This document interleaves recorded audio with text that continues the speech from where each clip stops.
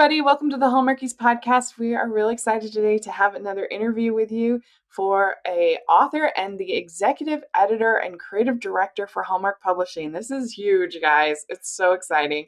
We have Bryn Donovan here on the podcast, and Bree's here. Hey, everybody.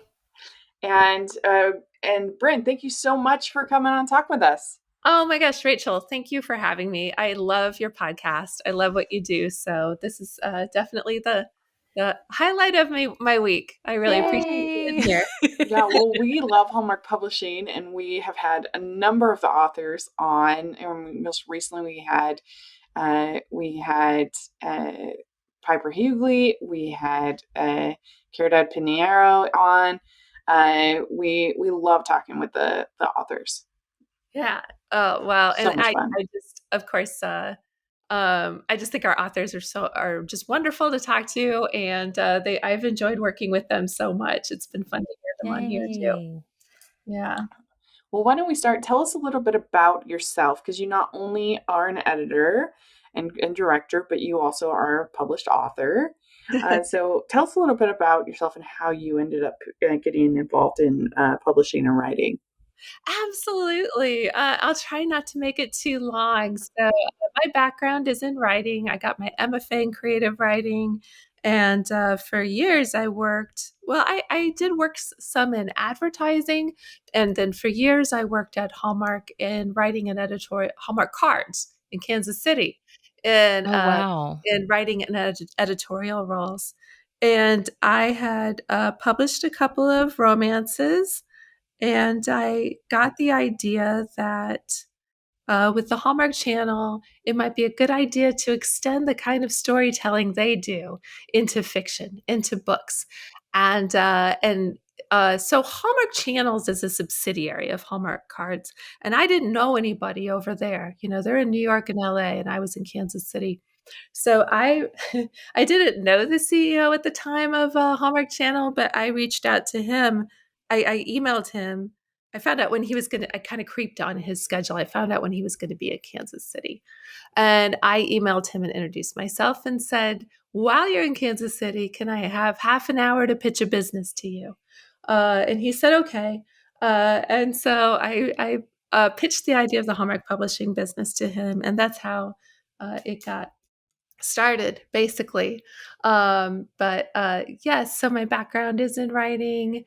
And it's been really exciting to grow the business just from the very beginning, when we were just doing ebooks and we were just doing book versions of existing movies is how we started out.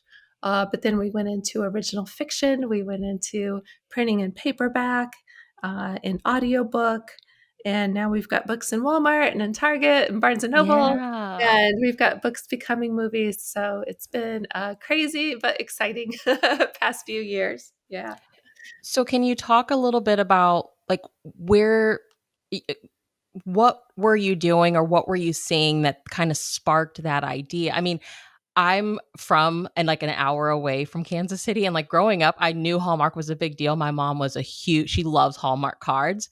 And like now that I'm older, I'm like, wow, I lived an hour away from like this thing that's always been a big deal in my life. So like what kind of sparked that idea of like, hey, let's explore this idea of like putting actual books out there? That's a really good question. Oh, by the way, where did you grow up? I'm just curious. I'm from the town called Sedalia. It's where the Missouri State Fair is. Yeah. Yeah. All right. Yeah, very close. Yeah. I was just interested in romance publishing in particular. Of course, now I've become very into mystery, cozy mystery genre and cozy mystery publishing too, because we do that too. But I was just very interested in the genre, and I felt like Hallmark Channel had already defined this really specific kind of story that you read a Hallmark book and or you watch a Hallmark movie. The brand lets you know that it's going to be uplifting, it's not going, that you can trust it, Mm-hmm. and And so I think I just, as a romance writer on the side, as someone who is kind of interested in publishing, and I think that I just thought that it would be really fun and interesting to do that. So can you before we like go forward, let's go back just a little bit. Can you tell us how you became a romance reader? That's a great question because coming out of my graduate program, I was in a really ignorant way, a literary snob. And so I hadn't really read romances. And I made the assumption that many people, who read literary fiction or who haven't read the genre make, they'll assume certain things about it that aren't true and assume that it's, dumb or not well crafted, right? But then at some point, quite late in my experience as a reader, uh, I guess maybe in my late 30s, I thought, I should just read one or two and see what they're like. And then I was I discovered that I really had a love for the romance genre. And what I love about it is that you can really tell an emotional story in ways that with literary fiction, you sometimes can't go so far with the emotion and with people making big decisions, making grand gestures. Sometimes in some of the literary fiction I read, not all of it. It can sometimes be a little more hampered. And I think that I am romantic with a capital R at heart. You Mhm. know, See, I love that big sweep of a story, that real emotion, the kind of affirming uh, stories you can sometimes tell with romance. So I came to it late and then realized that the genre was way more diverse in terms of stories and characters than I had expected. Growing up, I was like a geeky outcast a little bit, and I guess I assumed that the romance genre was just like pretty people falling, like Mhm. the homecoming king and the homecoming queen falling in love. I'm like, well, good for them. Yeah. But I don't want to read about it. And that's really not what the genre is about at all. Yeah. Uh, and it's about people dealing with real problems, learning more about themselves, becoming better people. And yeah, so it was just different than I expected. So a lot of people will make assumptions about the genre without actually reading the genre. Basically, they've read 50 Shades of Grey and one half of a romance their mom had around when they were a kid. And then they think they know what romance is and they, you know. So yeah, yeah, once I gave it a chance, I realized how much I loved it. Sorry, So, long answer. No, that's yeah, perfect. were you an editor first and then writer, or writer and then became editor? I had both writing and editorial roles, and some manager roles at Hallmark Cards. But to be honest, I hadn't been a book editor before I started Hallmark Publishing. So, Wow. that being said, I've worked with I worked with great experienced editors and I think that I know a lot now about how to make a book great. Yeah. You know? Yeah. Oh my gosh, you just feel like the glue that like is like holding everything together. I mean, like you started it essentially. It was your idea, and it's like you have so many hats. It's crazy. Okay, so one of the things you touched on earlier that I wanted to ask about. So when you pitched the idea and it happens, you started off as ebook, and the stories initially were like remakes of the movies, which we still like. I think of Terry Wilson, my first like two titles of hers, I think, were remakes of the actual film. So Uh-huh. Yeah. when did what kind of inspired the shift to then have more like the books come first and then maybe they get adapted? Was that feedback from like were readers just really excited and wanting more? I mean, because Hallmark has so many movies you could pull from, but like what inspired that shift to start having like original content in the fiction world that could then maybe then be adapted to film. Right. I always wanted to do both from the beginning. The reason we started with the making doing it the way where you start with the movie and make the book, and we still do both, and I always wanted to do both. The reason that we started with making the companion novels to the movies was because it was faster. So my business got greenlighted in July of 2017. And then I was asked, can you have books out for fourth quarter? And this is, I should have, I probably should have said no because I didn't have any editors or proofreaders or designers to work with. I didn't have authors lined up, and so it was a real hustle to get those first books out in 3 months, right? Um, Oh my and gosh, like that takes like some authors, it takes them 3 months to yeah, like write the yeah.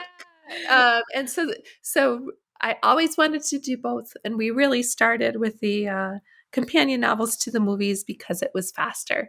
It takes time. It takes more time to open up to submissions, to talk to agents and authors about what you're looking for, and to get that process going.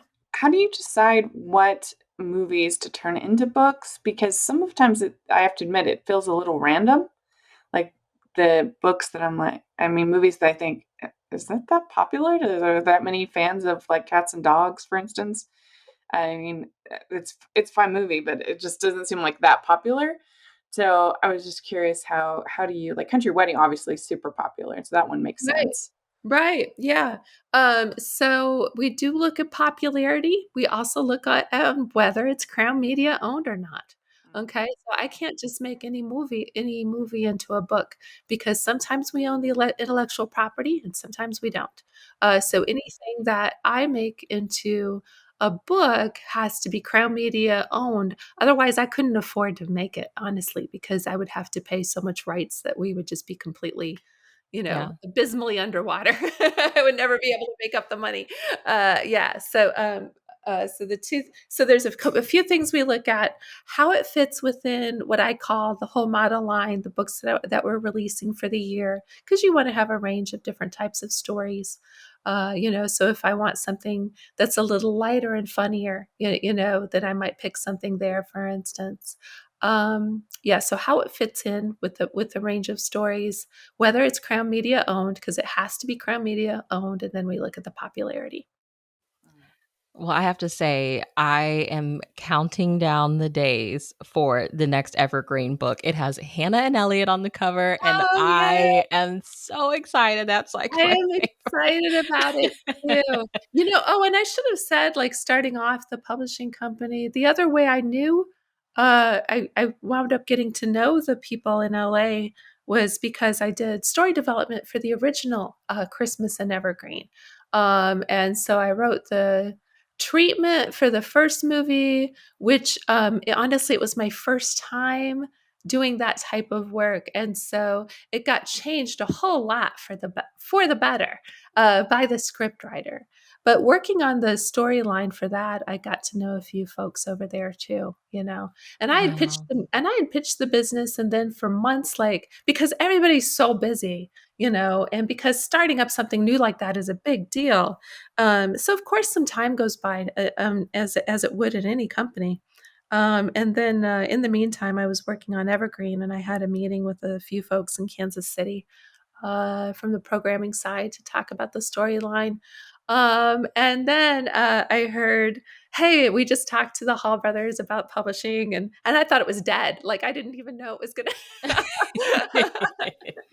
So the Hall brothers, so Hallmark is owned by the Hall family. Their grandpa, or was it their great grandpa? I should know. Uh, Started their grandpa started the whole thing. So it's Wow. a family owned business, and they own Hallmark Cards, they own Hallmark Channel, they own Crayola, they own some other businesses as well.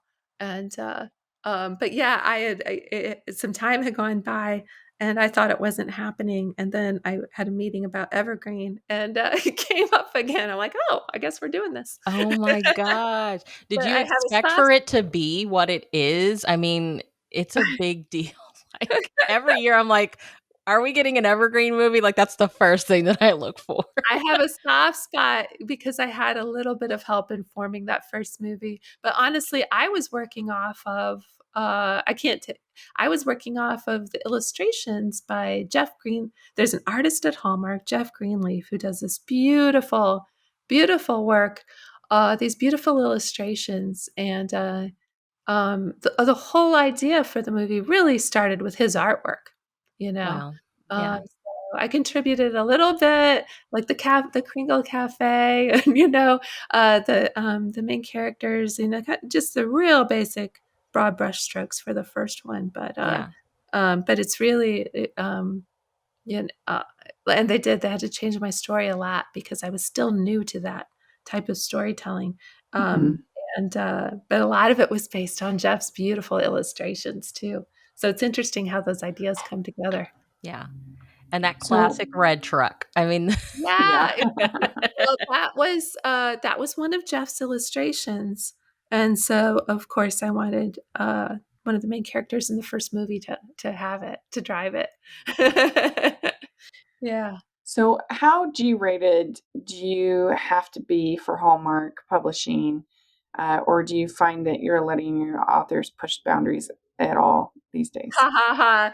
I'm sure if you've asked any of my authors, they said I'm not letting them do it at all. This is very funny because on my own, like, when I'm writing, and I've written a few steamy books, okay?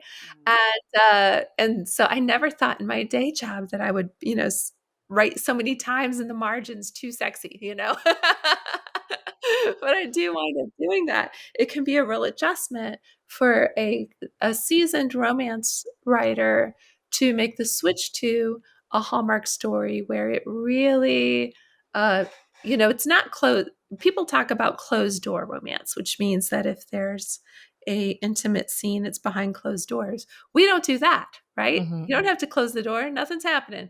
So they're just wrapping gifts and having a heartfelt conversation or something. And so it's extremely G rated. And the good thing about this, and I enjoy reading what Amazon calls clean and wholesome romance. And a lot of people push back with that term clean romance, and understandably so, because it kind of sounds a little judgy to all the other romance, right? But I enjoy G-rated romance. I enjoy reading steamy romance. I enjoy reading the whole spectrum, as a reader. So, but that's our focus as a publisher. And the nice thing about it is for audiobooks, uh, people can listen to them, and it's okay if they have their little kids in the back seat. They're not going to have to Yeah. explain anything. They're not going to have to turn anything down. So yeah, so that's definitely our focus.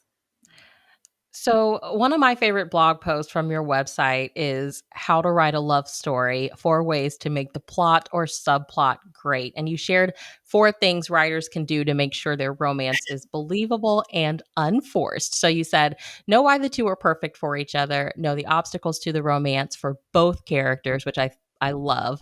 Make sure the characters spend enough time together to really have a chance to fall in love and know each character is going to change and grow throughout the story. So, can you talk a little bit about these? Like the thing that I just love about your website is you have all these hats on, but you also share so much information. So can you talk about those and like what inspired like the the decision to put that information out there Oh, specifically? yeah, absolutely. I have a real passion for teaching and sharing information. And I think it's because, when I was trying to write a romance myself, it took me forever to figure things out. And part of the reason it took me forever is I thought, as someone with an MFA, I shouldn't have to do any more studying. It should just come naturally.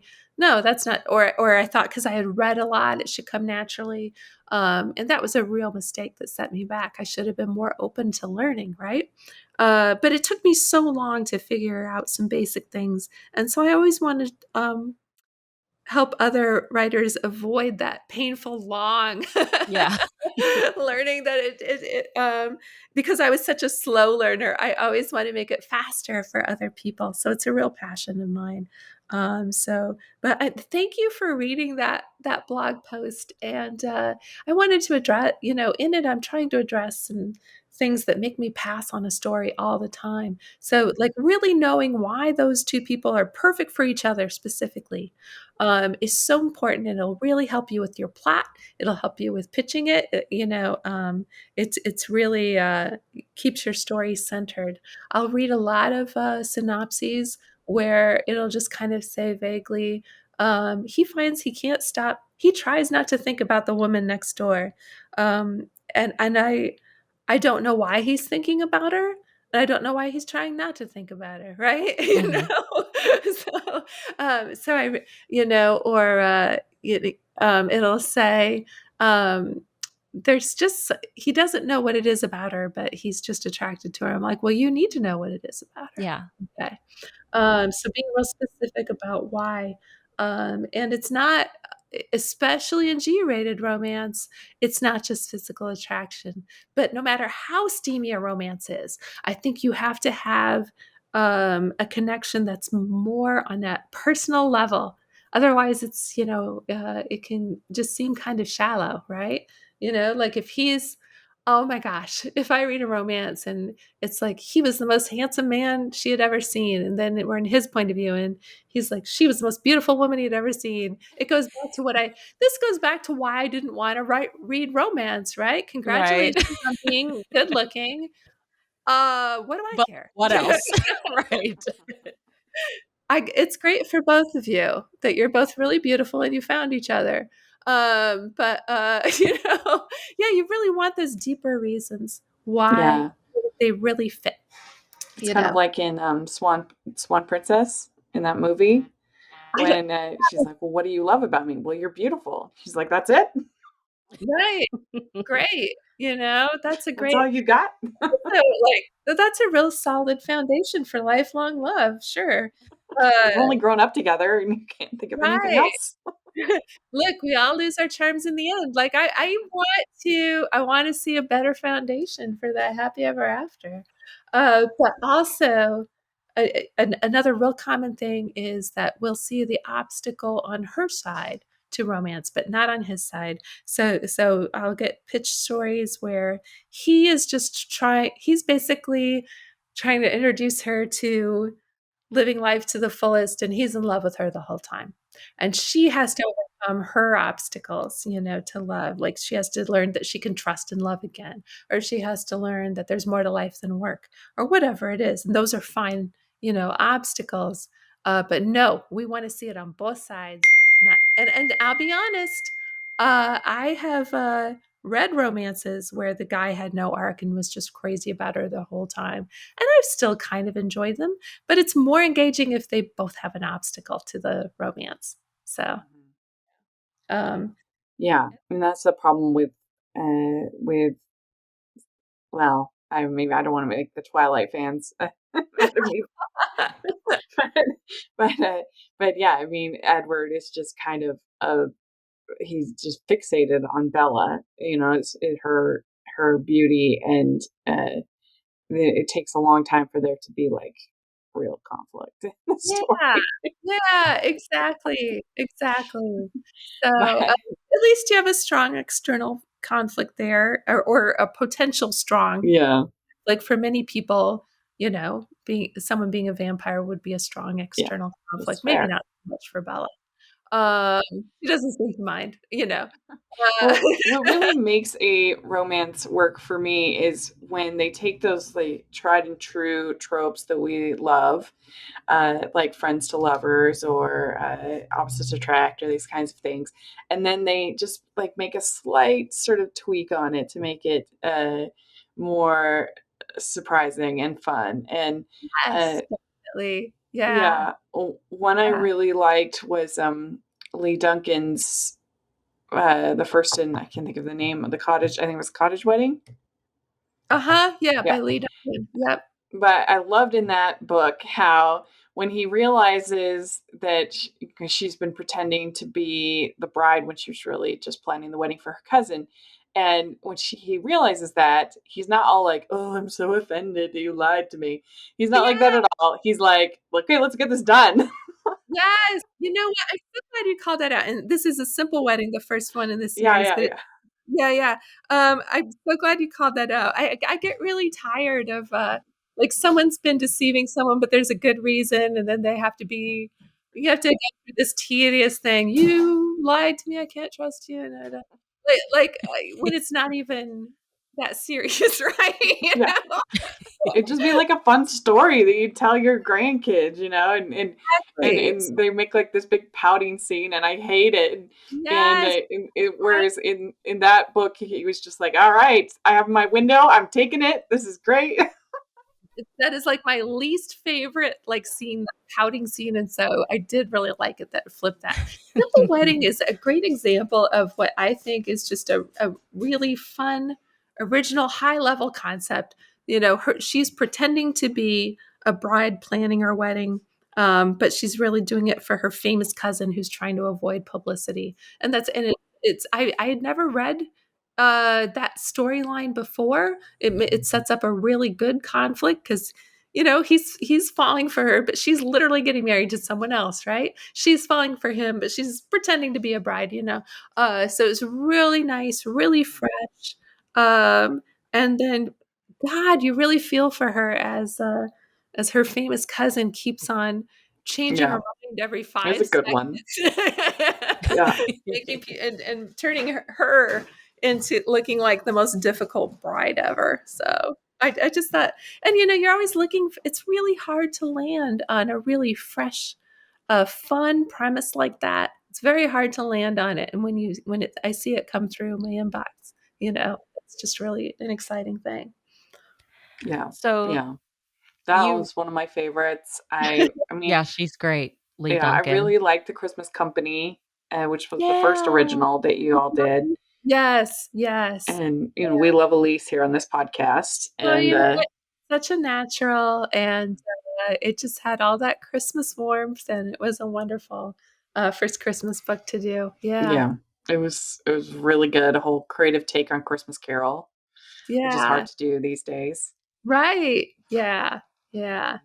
Yeah, So the Christmas books are so like last year, I think it was last year we got The Christmas Charm by Terry Wilson and I was like, "I love this." yes, This is Yeah, that so was yes. cute. I was so proud of that one, and Cosmopolitan put it on their list of best romance novels of 2020, which was really cool. yeah. It was, like, so Terry Wilson. She has, like, just this signature style. If you were to take Oh her name off the book, you would know still this is a Terry Wilson Terry book. is yeah, she is something else. She has this style. She is such a professional. She's so accomplished. And she just knows exactly what she's doing with writing this like heartwarming, great sense of humor, uh, just really charming stories. Yeah, and, Yeah, like, unapologetically girly. That's what I love absolutely. about her. Absolutely. Yeah, yeah. It's really wonderful. But it's hard to find those really, um, um, great premises that you just read it and immediately think, "Oh, I wanna see how that plays out." Yeah. When you can land on it, that's great, and I'm always looking for that. So Well, I loved Love on Location is another favorite. Cassie oh, yeah. Carter is the best. We love Yes. her. I love her, um I love her stories, and, I just felt Love on Location she does a great job with her secondary characters She too, Yes, does, yeah. you she know? does. Yeah, That yeah. book makes you want more. Like, "Okay, this person needs a book now." Yeah, yeah, I was so glad she extended it with Wedding in the Pines. Yeah. It's with Hallmark books, one of the things I really look for that not necessarily all romances are going to look for is that the sense of that you have a strong emotional support network. We all want more of this in real life, and a lot of times in Hallmark books, like you have your best friend who's rooting for you, your parents Yeah. are sometimes are these supportive figures, but sometimes even like people in the neighborhood are there for you, you Yeah. know? And I think in real life, we would like to have more emotional support. So a lot of times we have, not always, but a lot of times we have that in our stories. Yeah. Mhm. Yeah. Yeah, that was good about that one. And Yeah. then I also loved Royal Christmas Wish by Yeah. Lizzie Shane. We love Liz is her. great. Yeah, Mhm. absolutely. Just really, really magical. Because I Mm. wasn't even gonna read it at first because I'm just not that into the royal stories, or I've just Right. seen so many of them or Yeah. read so many of them. But the whole idea of her waking up in this whole alternate dimension was really clever and like a Yeah. new way to tell a tired story, which made it not tired.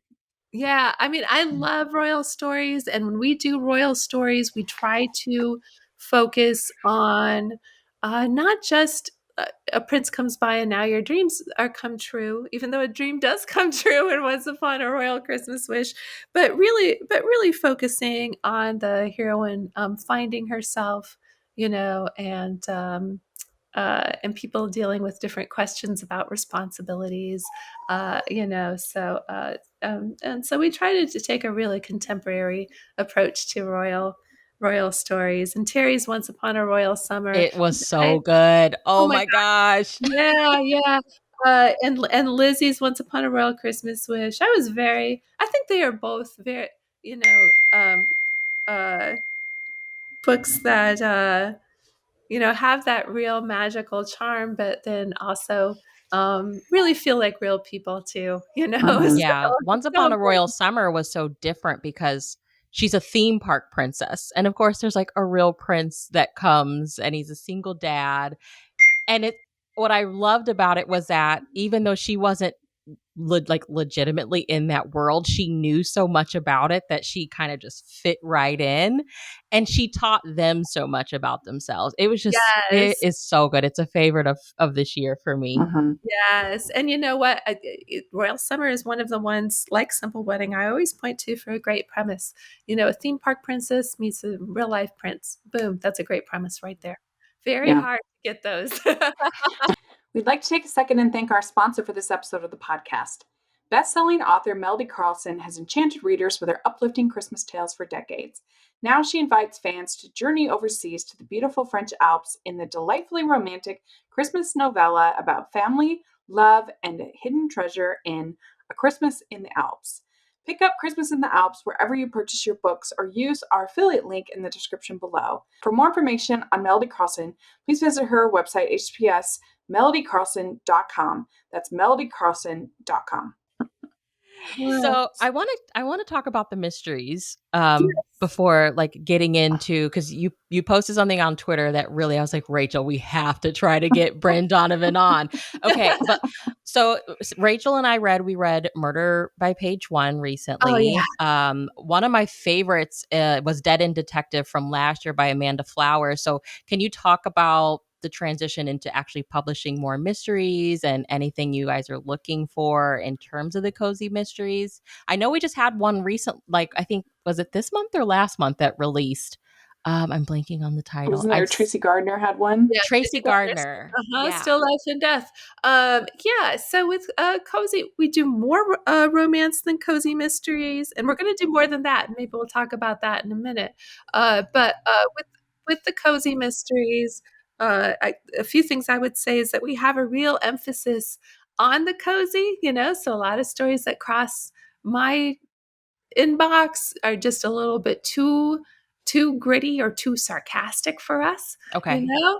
And so we really want to keep that same sense of, so it's as cozy mystery gets for us. And I think that looking forward, you always think about series in terms of cozy mysteries, but we're also looking for one-off mysteries that just have a great, fun premise. And I think that can align really well with the Mystery Channel. So Were it's you not at necessarily all a sorry, series. were you at all nervous with Murder by Page One, the fact that she was a librarian and you have Aurora Teagarden also being a librarian on the No, channel? I wasn't. There are it's not the only two librarian sleuths out there, you know? Yeah. Librarians are inherently cozy, like libraries are inherently cozy. Oh, yeah, And librarians and bookstores are huge yeah, in yeah. cozies. Yeah, you're Uh-huh. right. Yeah, and I can see why you would ask that since they're both librarians. But I thought Marve in Murder by Page One, so Aurora Tea Garden, and Marve, they're both like wonderful characters, but I think they're very different characters, just very different heroines. And so I felt like it had, a unique vibe that I felt okay with it, and I certainly thought about it, but yeah, to me, the characters were so different that um while both being wonderful in their own, while both being fantastic characters, that I felt fine about it. With Marve, a lot has to do with her being this fish out of water, being from Brooklyn and learning to deal with this small town. And I I think just she's in, felt, like, Georgia, right? She's, like, yeah, in the that's South. right. That's right. And, but I think, her point of, just her approach to things and point of view, um, was different enough, that I felt all right with it. Yeah. And you know what? It's always tricky. You do sometimes pass on things that are good things because it's just too similar to something else. In that case, I just liked it enough, and I felt the characters were different enough that I thought it was okay. It's a great question. Okay, you've talked about your inbox, so can we talk about the submission? Okay, so you posted on Twitter that you're looking to acquire several books for Hallmark Publishing in September. Yep. So Mhm. walk us through the process. How many chapters need to be written and submitted, and what any other requirements? And are these coming directly to you, or is there someone else that kind of filters what actually gets to you? Can you, like, for anyone that's listening that is counting down the days for September, which is right around the corner, but can you walk us through kind of what it looks like, that process? Sure. So, first of all, I'll say that in general, I only take submissions through agents. However, I will make exceptions, and when I make a call on Twitter for something very specific, then uh, a- authors who are published authors and published in that genre. So, if you're pitching mystery, you need published mysteries. If you're pitching romance, you need published romances. Okay. So, if I make a specific call and you are published in that genre, then you can submit to that specific call without an agent. And you can DM me on Twitter about details for that. Other than that, I only take submissions through agents. So we will do work a little bit differently because we start with, I make a deal on a synopsis in 3 chapters. And not everybody makes a book deal just on those. We'll start with a synopsis, okay? And some we'll kind of rework the synopsis a few times, and this can, if we like it, so it's almost never yes on the first try. It's either no or maybe with changes, right? Okay. So sometimes we'll go a few rounds just with the synopsis to try to shape it up, and uh, and this can be, in some ways, be a torturous process for authors. You're like, oh my god, how many times, I already rewrote the synopsis and I have to rewrite it again. However, it's a less time consuming process than writing a whole manuscript that may or may not get published, right? Uh, and so while it is very persnickety, I think it's a very efficient way of working, because what we do is we will iron out plot holes in the synopsis stage before you write the book. Now, this is easier for some authors than others. Some authors, the way they figure out their story, the way they work through those plot holes is by writing that first draft, right? So it forces them to be a little more analytical, in planning that up front. Um, but I find that it's a very efficient process because once we've worked out the synopsis, we kind of know how the story goes. That's not to say surprises won't turn up, because they still will. Okay. It doesn't kill the creativity. Things still develop. I'll get the manuscript and there will be, a few side characters in there that I've never heard of before, for instance. Okay. Uh, so it doesn't kill the creativity. But by doing that, boy, that first draft will goes a lot faster because you don't get stuck. Wow. you Okay. know, you know where you're going. Yeah. And so that's how we work. So we start with a synopsis. If we like it or think it has promise, we rework it a couple of times. And then if it gets to a point where we think, okay, I think this looks good, I'll get 3 chapters. And as long as the 3 chapters look good, then we can make a deal. So that's how we work. Wow. What do Yeah. you think is the key to a successful Hallmark book? Like, is there one sort of all encompassing trait, all these books? I I already talked about looking for a really great premise, just a lot of times the tendency when pitching to Hallmark is to pitch me the most conventional um, Hallmark movie you've ever seen. And so you're like, well, this woman goes home to her small town. Not to say that we won't do that, but I do need to see a fresh twist on.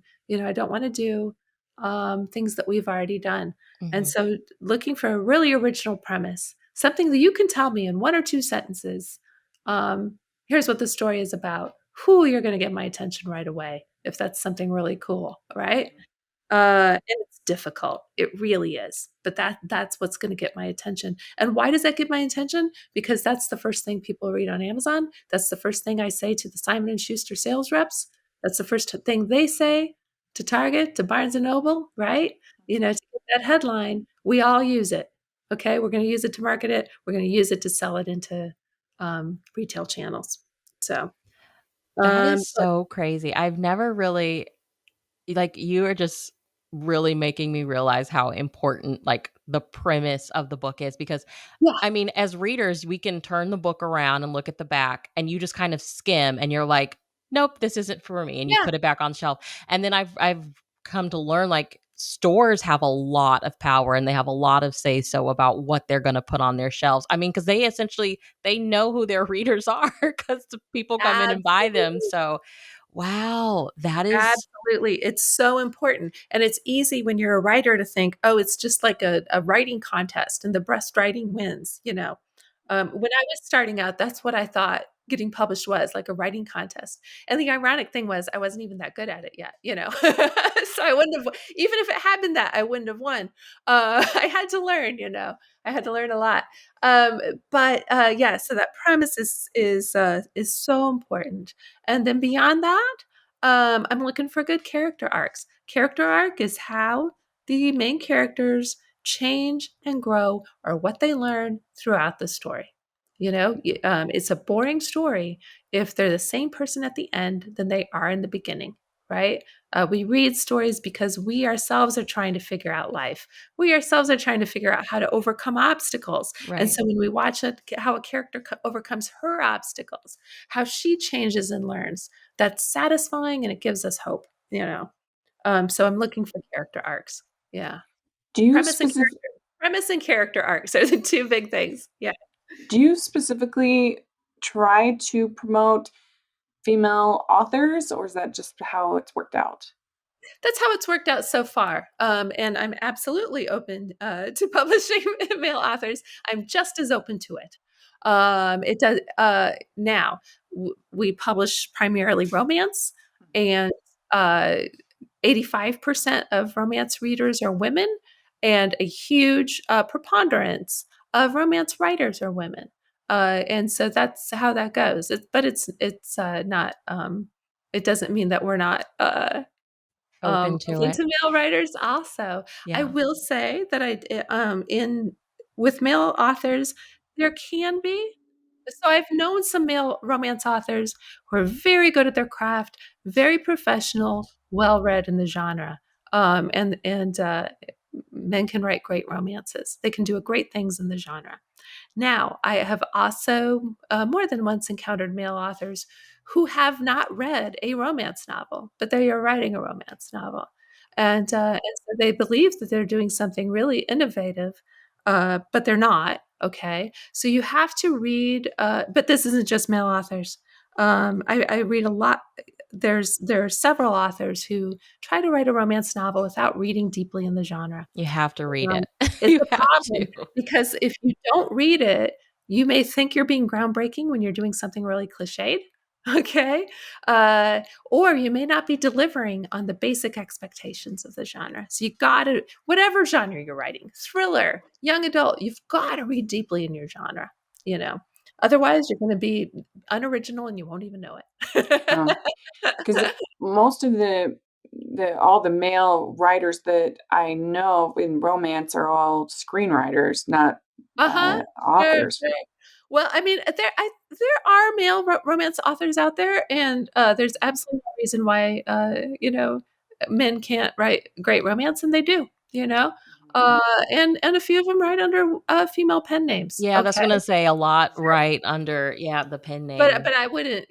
I would be happy to publish a male writer. So if you Absolutely. are a male writer that But is listening, you need to I will submit. say I get almost. I mean, I get almost zero, like less than 1% Yeah. romance submissions from men.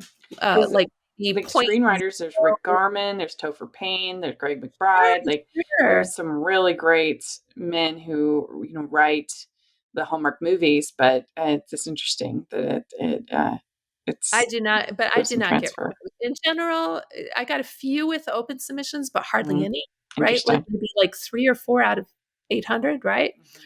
Mhm. And then through agents, I honestly I don't know if I've ever gotten an Wow. agented romance pitch actually. That's interesting. So I'm absolutely open to it. That's just how it that's just how it is. It Yeah. is woman dominated, but it doesn't mean that I'm not open to Mhm. it. Did you grow up watching Hallmark movies? Was that a thing? Mm.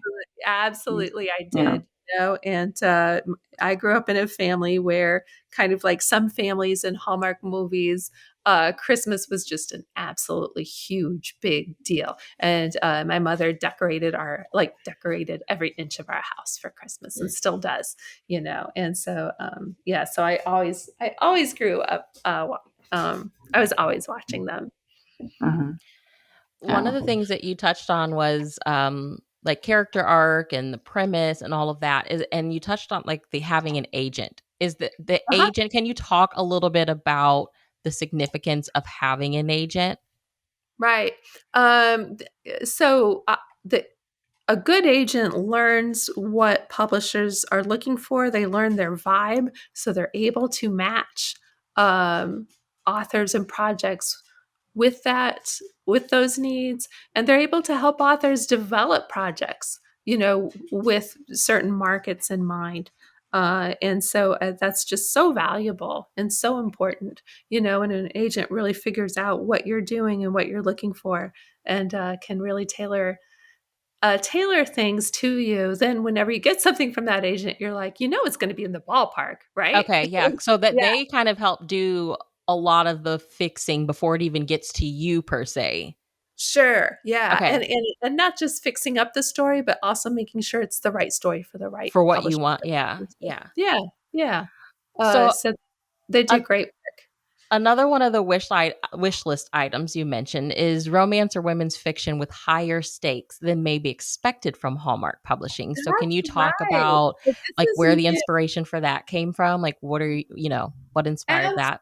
Absolutely. And I want to say that this is just, we're broadening things. So it doesn't mean that I'm not still open to really light and fluffy romance, okay? Mhm. Because I am. But we want to have a broader range. And so, so women's fiction, by the way, is the industry term, and it's a terrible industry term. It doesn't mean all fiction. I hate it. It doesn't mean all fiction written by women, right? And it can be written by men. So what women's fiction is it's a story that does, generally focus on a heroine and her emotional journey, her self-discovery. That's basically what it is. And so these are kinds of stories that aren't necessarily romances, but they focus on self-discovery, that change or growth. They might focus more on family, friendships, community. A story like this may or may not have a romance subplot, okay? And if it does have a romance, it is a subplot, right? So we're looking for stories that aren't, we're open to stories. There aren't necessarily conflicts. aren't necessarily romance, can deal with more some serious issues and conflicts, still need a happy ever after. Okay, still need a happy ending. Not happy ever after. That's sort of specific to romance. Still need a happy, uplifting ending, but can be more serious, and more of like the more emotional depth, more the type of book that you might read in your book club. Right? Although book clubs read all kinds of things, so that's maybe not, maybe more like something that's a Reese Witherspoon book club pick, for instance. That has to be uplifting at the end. Yeah. Is the Mahogany series that you're doing, is that gonna have a variety, including, like, the rom-coms and the women's fiction? It's still developing, but I think that can be both romance and women's fiction that's going to have a lot of emotional depth. So for people who don't know, so Mahogany brand was a Hallmark cards brand, and wonderful brand of like cards and gifts that focus on Black culture, African American experience, like truthful and uplifting and authentic. And so the writers at Hallmark Cards really did this wonderful job of creating this voice. And now we're going to have Mahogany branded movies. And so I think that these movies could be romance, could be what I'm saying, women's fiction, that are just more about an individual emotional journey. But they're going to be stories, I think, that will have um, uh, more of that emotional depth, and maybe a little bit more of the serious side, which isn't to say there won't be humor in there too. 'Cause I Awesome. think we still want the rom-coms with, Absolutely. the diverse leads. Absolutely. Yeah. So just I would say, like I say, it's still developing.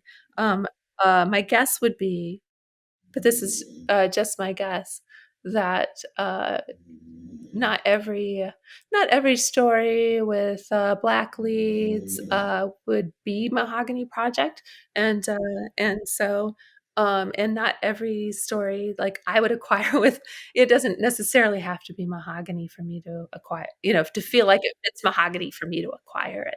I'm looking for diverse stories in all kinds of tones, from light and fluffy to like laugh out loud funny to more serious. I the range doesn't change. Well, we are so Yeah. excited. Can you talk about, any of the upcoming Hallmark Publishing titles? I have one by Jenny Baird, I think is how you say her last name. Yes, We Jenny have the Baird. Evergreen. What else do you all have Yeah, coming out? yeah. So she has On Christmas Avenue out, which um, you know, that one of the things that happens in there, and I won't give a spoiler, is one of the most it's just this most authentic, angsty, relatable thing that when I read it, I feel like the nervous, awful sweats for the character. It's so great. I really love that book. And so we have Wrapped Up in Christmas Hope, which is the third in Janice Lynn's series. And oh my gosh, these books have done so well, and they're about um, quilting, and they involve the actual nonprofit Quilts of Valor Foundation, which is a great organization that awards handmade quilts to veterans and service people. But Wrapped Up in Christmas Hope is about a daredevil firefighter and a woman who is a widow because her last husband was kind of a daredevil. Um, and, uh, and then There's that conflict right there. exactly, he is exactly not the person that Yeah. she would be falling for. Um, and, uh, and then of course we're doing the companion novel to Christmas in Evergreen, 3, which is great. And, um, with Lacey Baker, and we've worked with her before. She does a really good job with those. Just a great writer all around. Um, and then uh, and then we're doing Mistletoe and Juno, which the hero in that book is a veteran and is disabled. He's an amputee. He lost the lower part of his leg um, to an IED. Is that yeah, yeah. Um, and uh, and so it's an opposites attract story because our heroine is this up and coming like social media influencer. She's really hustled and she has her video channel, and she is living kind of a glamorous life. And he is a disabled veteran and he's living a not so glamorous, but life as a state trooper in Alaska. But beautiful setting. Oh my gosh. The cover's gorgeous too. I It's cannot really, wait to get a copy. just uh, and I think of a story that I think means a lot to the author, and she has some firsthand experiences um, with with the with military with her own military hero, and Yeah. yeah. Uh, Well, we like to end our interviews with some fun, silly questions. Not all that the right. previous questions have not also been silly. Question is, what is the best ice cream flavor? Oh my gosh, there's a new ice cream place right by us, and it's like what is that called? But well, it's like strawberry and blueberry to put together. But I guess berry. Yeah. What is your favorite color? Aqua. Yeah. Oh, good. So, what music are you into? Uh, I just right now, I just went last week to a Weezer, Fall Out Boy, and Green Day concert, so I've been listening to them. Wow, love it. The 90s nostalgia. Yes, it was great. Well, prior to current world that we're living in, what was your go-to date night food?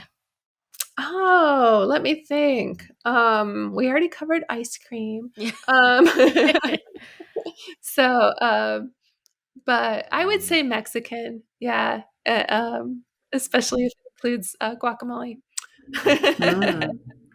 All Yeah. right. Well, what is your go to date night activity if you're going out?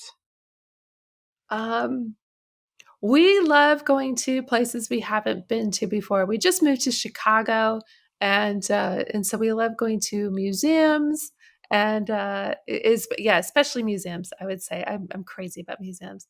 Um, uh, but we also love to go to like a nature preserve or someplace like that where we can walk around. Yeah. Chicago's such a beautiful city. My mom lives Oh, there, it and I'm like, I is. can't wait. It's like a 19-hour drive for me, but I mean, I would. Gorgeous. It's really wonderful. Yeah. Are you a dog cat person or a cat person? Well, my husband is allergic to I love them all, but my husband's allergic to cats, so very much a dog person. Okay. I have 2 rescue dogs who are hanging out by me right now, and we did have 3. We just lost Moxie last a month or 2 ago, but yeah, we have a little rescue terriers, and so now we have 2, which is a normal amount of dogs to Mhm. have, right?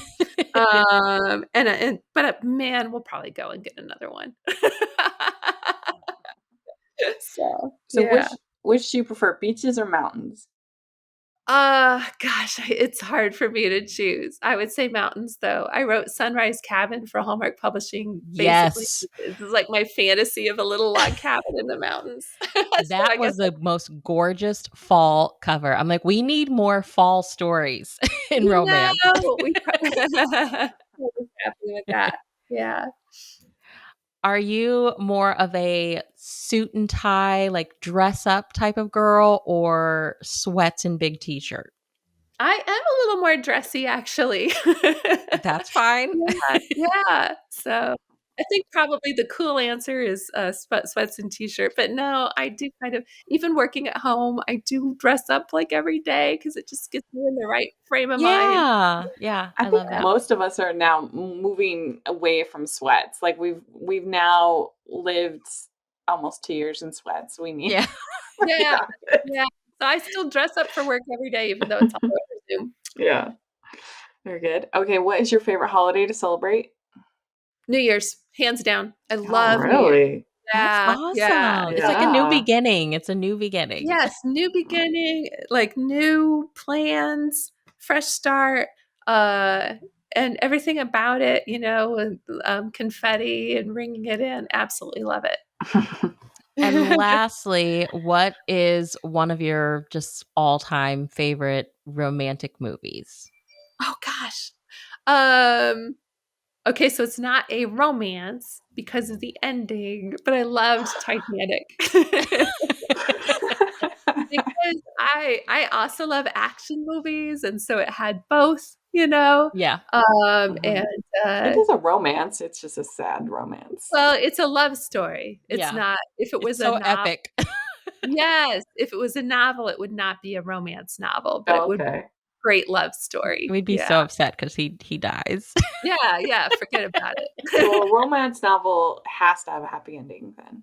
That Yeah. is the definition of the genre. And so not all love stories are romance. Interesting. The romance that's one of the promises the genre makes Huh. is no matter how angsty, no matter how you can read a romance novel where they're getting literally tortured, right? Where people are dying, they can be very angsty Yeah. and grim, but Huh. it's a romance novel if it has a happy ever after with those people in a loving commitment to each other. Yeah. And What Happy that's about ever like after or happy for now. We'll take what about happy for like now. Nicholas Sparks books? Because those usually Not have people Oh gosh, dying. that's the debate. That's a no. That's a it's no. not even, yeah. Hey, according to me, it's not even a debate. It just isn't. Interesting. But what Romance readers will die on that hill. That is a no. And he's a great author. His stories are great, but no, they are not. absolutely. They are Yeah, not. it's just um, Huh. I if didn't know that. That's interesting. people say they're going to write a romance novel, but it's going to have a sad ending. Well, then you didn't write a romance novel. It's like saying I'm going to write a graphic novel, but there won't be any pictures. Well, it's not a graphic novel. Then that's what a romance novel is. The happy ever after is like the defining characteristic of the Yeah. genre. Yeah, that Interesting. I one didn't is. realize that. I thought they just had to Yeah, fall in love. yeah. Well, and there's wonderful novels that are fantastic love stories that aren't romance novels, and that's fine too. Mhm. There's room for all of it. Yeah. Yeah, Oh, interesting. yeah. Well, very good. You passed the test. You answered all the questions. Yeah. You can keep editing Hallmark novels. Please, please, so that we can read them. Please. Um, Well, hopefully we'll definitely want to have you on again, and because we really enjoyed this. Thank you so much, and Yes. oh, thank you. It's so yeah. much fun. I love talking about this stuff and love the podcast. So I was really happy to have the opportunity. Do you have a social media that you'd like to share? Oh, I do. So I on Twitter, I'm Bryn Donovan, no space in between, Bryn Donovan. I blog about writing and positivity at bryndonovan.com. Yeah, we'll just stick to those two. And her blog is amazing, so you have to go check it out. And especially if Oh, you're thank a you. writer, she has like tons of information out there. Thank you. I appreciate that. And we'll have Oh, all that in the description so everybody can make sure to follow. oh, And that's Bree, where can people find you?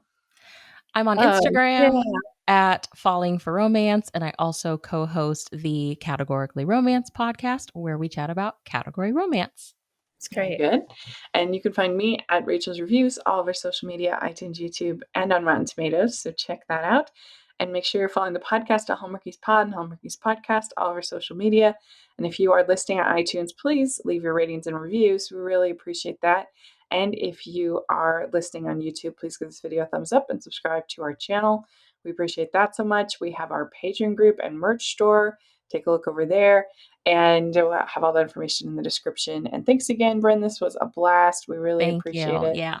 And we'll talk to y'all later. Bye, everyone. All right. Thank you. Bye bye. We did it.